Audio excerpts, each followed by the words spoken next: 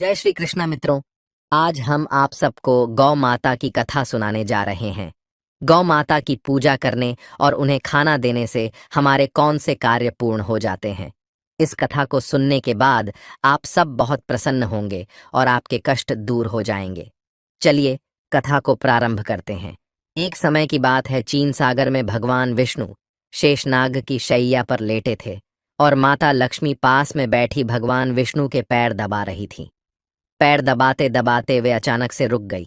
तभी भगवान विष्णु माता लक्ष्मी से पूछते हैं, क्या हुआ देवी, रुक क्यों गई? आप क्या सोच रही है? तभी माता लक्ष्मी ने कहा, प्रभु, आप तो तीनों लोकों के स्वामी हैं और त्रिकालदर्शी भी, आपको सब पता है। मेरे मन की कोई भी बात आज तक छिपी है। मेरे मन में क्या प्रश्न है? प्रभु, आपको भली भांति पता है। भगवान श्री विष्णु कहते हैं, हे देवी लक्ष्मी, मैं आपकी चिंता को जानता हूँ और यह भी जानता हूँ कि आप समस्त मनुष्य जाति और जगत के कल्याण के लिए ही आप चिंतित हैं। आप निसंकोच होकर पूछें, आपके मन में जो भी प्रश्न हो। फिर देवी लक्ष्मी कहती हैं, भगवान, यदि आप चाहते हैं तो मैं आपसे एक प्रश्न पूछने की चेष्टा करती हूँ। देवी लक्ष्मी कहती हैं, भगवान, आज मैंने पृथ्वीलोक पर बड़ा ही विचित्र दृश्य देखा। तभी भगवान विष्णु पूछते हैं, देवी, ऐसा क्या देखा पृथ्वीलोक पर? माता लक्ष्मी कहती हैं, प्रभु, मैंने पृथ्वी लोक पर देखा कि कुछ अत्याचारी मनुष्य गायों की हत्या कर रहे थे और उन्हें मार रहे थे। वहीं कुछ सज्जन मनुष्य गायों की पूजा भी कर रहे थे। तो प्रभु, यह सब दृश्य देखकर मेरा मन बहुत व्यथित है। मनुष्य खुद की इच्छा पूर्ति के लिए इन बेजुबान पशुओं को क्यों मारता है? इन पर इतना अत्याचार क्यों करता है? हे स्वामी, मेरे मन में यह जानने की इच्छा हो रही है कि जो मनुष्य गाय की पूजा करता है, उसकी सेवा करता है, उसे क्या फल मिलता है, और जो अत्याचारी मनुष्य गायों को मरता है, उन पर अत्याचार करता है, उन्हें कौन सा दंड मिलता है? भगवान देवी लक्ष्मी की ओर मुस्कुराते हुए देखते हैं और कहते हैं, देवी, आपने बहुत ही उत्तम प्रश्न पूछा है।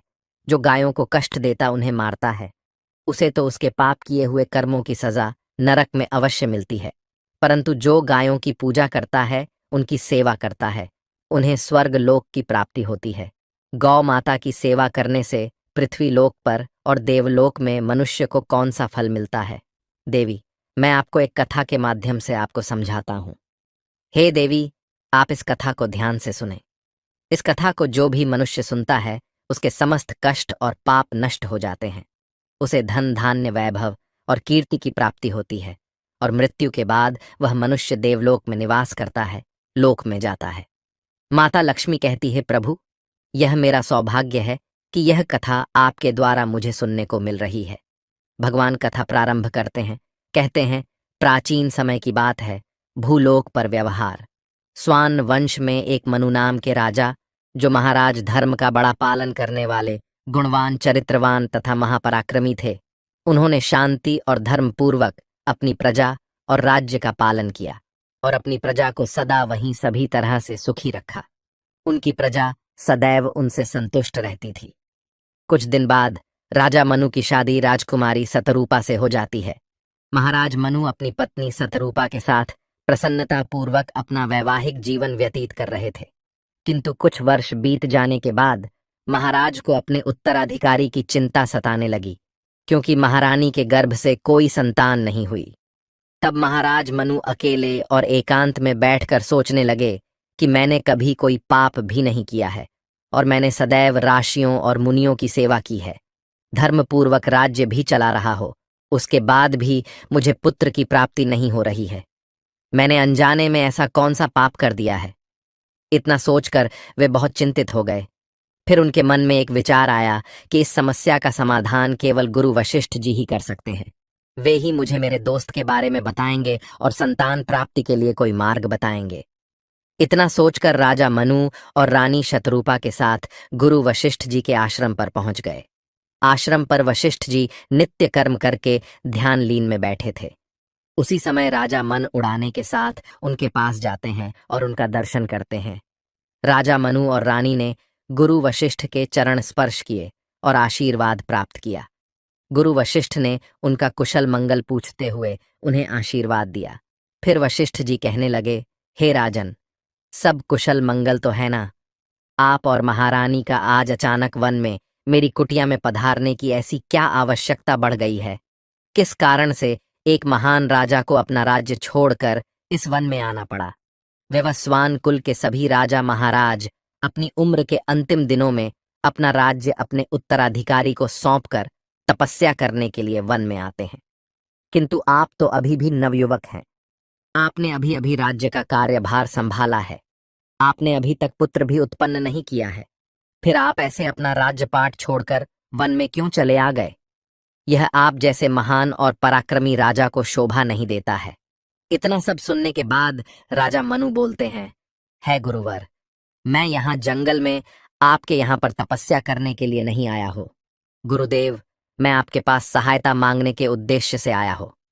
कृपया आप मेरा मार्गदर्शन कीजिए। मैं बहुत कष्ट में हूँ। फिर महर्षि वशिष्ठ कहते हैं, हे राजन, आपके जैसे महान राजा को भला किस बात के लिए मेरा मार्गदर्शन चाहिए? फिर राजा मनु बोलते हैं, गुरुवर, आप तो स्वयं ही त्रिकालदर्शी हैं। आपको भली भांति पता हो गया होगा कि हम किस प्रयोजन से आपके पास आए हैं।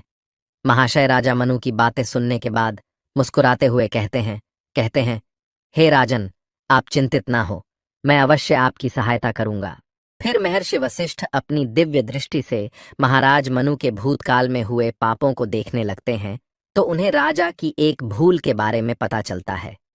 महर्षि वशिष्ठ राजा से कहते हैं, हे राजन, आपसे एक बहुत बड़ी भूल हुई है जिसका आपको ज्ञान नहीं है। जब आप अपने मित्र राज्य से लौट रहे थे तभी मार्ग में एक वट वृक्ष के नीचे एक गाय और उसके नन्हे बछड़े को आपने अनदेखा कर दिया था। वह गाय और उसका बछड़ा बहुत भूखे प्यासे और कष्ट में थे। आपने उस गाय को और उसके नन्हे बछड़े को ना ही भोजन कराया और ना ही उसे नमस्कार किया। उस गाय ने आपसे मदद की, गुहार भी लगाई, किंतु आप अपनी प्रसन्नता में खोए हुए थे और आपको उस गाय की पुकार भी सुनाई नहीं दी। आपके इस व्यवहार को देखकर वह गाय अत्यंत दुखी हुई और उसने आपको श्राप दे दिया है। हे राजन, जो मनुष्य गाय को कष्ट में देखकर उसकी सहायता नहीं करता, भूखी गौमाता को भोजन नहीं कराता है, उसे तो महापाप लगता है और उसी गाय के श्राप के कारण आपको संतान सुख की प्राप्ति नहीं हो पा रही है। गुरु वशिष्ठ ने राजा मनु को उनके द्वारा किए गए पाप को बता देते हैं, जिसे सुनकर राजा मनु बहुत दुखी हुए और अपने आप को मन ही मन कोसने लगे और पश्चाताप करते हुए कहने लगे, गुरुवर, इस श्राप से मुक्ति का कोई रास्ता बताइए गुरुदेव। मैं अपनी इस गलती को सुधारना चाहता हूँ। कृपया आप ही मुझे कोई उपाय बताइए जिससे कि मैं इस पाप से मुक्ति पा सकूं। मेरा यह अपराध क्षमा पात्र नहीं है, किंतु फिर भी मैं प्रायश्चित करना चाहता हूँ। फिर महर्षि वशिष्ठ कहने लगते हैं, हे राजन, आप चिंतित ना हो, इस पाप से मुक्ति पाने का कोई न कोई उपाय अवश्य होगा। और वे थोड़ी देर सोचने के बाद बोलते हैं, राजन, आप मेरे आश्रम की सुरभि नाम की गाय की सेवा करो। वह उसी गाय की पुत्री है जिसकी आपने सहायता नहीं की थी। आप इसे अपने साथ ले जाइए और अपनी पत्नी के साथ मिलकर तक गाय की सेवा करो, उसकी पूजा करो, वह तुम्हें अवश्य पुत्र प्रदान करेगी। तभी अचानक से वह सुरभि गाय बाहर से उस आश्रम में प्रवेश करती है। उस गाय को अपनी ओर आता देखकर महर्षि वशिष्ठ बोले, हे राजन, आप भाग्यशाली हैं। देखिए, केवल स्मरण करने मात्र से ही कल्याण करने वाली गाय स्वयं चल कर आई है।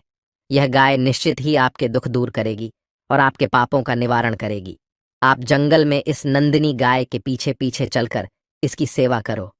जंगल में रहने वाले पशुओं से इसकी रक्षा करो और जंगल से वापस आश्रम में लौट आने पर रानी शतरूपा इस गाय की सेवा करें, पूजा आराधना करें। इससे प्रसन्न होकर यह गाय तुम्हें अवश्य ही पुत्र प्रदान करेगी। राजा मनु ने गुरु वशिष्ठ की बातें मानी और फिर गाय को चराने के लिए प्रतिदिन जंगल में लेकर जाने लगे। जब वह गाय चलने लगती तो महाराज उसके पीछे पीछे चलते, इधर उधर से हरी हरी घास लाकर उस गाय को खिलाने लगते। जब वह गाय किसी वृक्ष के नीचे बैठती तो उसके लिए तालाब से पानी लाते और उसे पिलाते, अपने हाथों से उसके मस्तक को सहलाते। इस प्रकार से महान आज उस गाय की सेवा में लगे रहे। जब शाम हुई तो महाराज उस गाय के साथ आश्रम में लौट आए। आश्रम में पहुंचते ही उस गाय ने महाराज को अपनी जीभ से चाटना शुरू कर दिया, जिससे महाराज का शरीर पवित्र हो गया और उसके सभी पाप नष्ट हो गए। उसके बाद महारानी शतरूपा ने आगे आकर सुरभि गाय के आगे हाथ जोड़े और विधिपूर्वक पूजन किया और चरणों में मस्तक झुकाया। फिर उस गाय ने उस रानी की पूजा को स्वीकार किया और रानी पर अपनी दृष्टि डालकर उसके सभी दोष समाप्त कर दिए। गाय की दृष्टि पड़ते ही रानी अत्यंत पवित्र। इस प्रकार से राजा मनु को उस गाय की सेवा करते हुए 30 दिन बीत गए। फिर तीसरे दिन महाराज जब गाय को लेकर जंगल में गए तो वह गाय चढ़ते चढ़ते कैलाश पर्वत पर चली गई। उसके पीछे पीछे राजा मनु भी चले गए। वहां उस पर्वत पर खड़े होकर वह कैलाश पर्वत की सुंदरता को एकटक निहार रहे थे। इतने में ही अचानक से एक सिंह ने आकर उस गाय को बलपूर्वक दबोच लिया। राजा को सिंह के आने की आहट तक नहीं मालूम हुई। गाय ने जोर से कहा, महाराज मेरी रक्षा करो राजा। मनु ने गाय की तरफ देखा। सुरभि गाय की आंखों से आंसुओं की धारा बह रही है, जिसे देखकर महाराज व्यथित हो उठे और उन्होंने तुरंत ही अपना बाहर निकाला और धनुष की डोरी पर रखा और उस शेर को मारने के लिए प्रत्यंचा खींची। उसी समय उस शेर ने महाराज की तरफ देखा। उस शेर की दृष्टि पड़ते ही महाराज का शरीर जैसे बर्फ की तरह जम गया हो। उनकी शक्ति क्षीण हो गई, उनका सारा बल शून्य हो गया। अब तभी उस सिंह ने गर्जना भरी आवाज में कहा, हे राजन, मेरे ऊपर प्रहार करना तुम्हारे बस की बात नहीं है, क्योंकि भगवान भोलेनाथ मेरी ही पीठ पर पैर रखकर नंदी पर विराजमान होते हैं। इसीलिए तुम मुझे मारने की चेष्टा मत करो। अगर तुम मुझे मारने की कोशिश करोगे तो निष्फल रहोगे। अब तुम यहां से लौट जाओ। विधाता ने इस गाय को आज मेरा भोजन नियुक्त किया है, इसीलिए तुम इसमें दखल देने की कोशिश मत करो। मैं जानता हूं तुम सूर्यवंश में जन्म में हुए राजा मनु हो, तुम्हें अभी यह ज्ञात नहीं। इस कैलाश पर्वत पर भगवान भोलेनाथ की माया फैली हुई है, इसीलिए तुम यहां से तुरंत ही यहां से चले जाओ। फिर राजा मनु बोलने लगे थे, सेहराज, कृपया आप इस गाय को न मारें। यह महर्षि वशिष्ठ जी की संपूर्ण मनोरथ को पूर्ण करने वाली सुरभि गाय है। इसकी हत्या न करें। इस गाय की रक्षा और सेवा करने का आदेश मुझे दिया है। इस गाय का एक नन्हा बछड़ा भी है जो घर पर इसकी राह देख रहा है। मैं इस गाय को इस हाल पर मरने के लिए छोड़कर नहीं जा सकता। इसीलिए है से हर आज मेरी आपसे विनती है कि आप इस गाय को जीवन दान दो।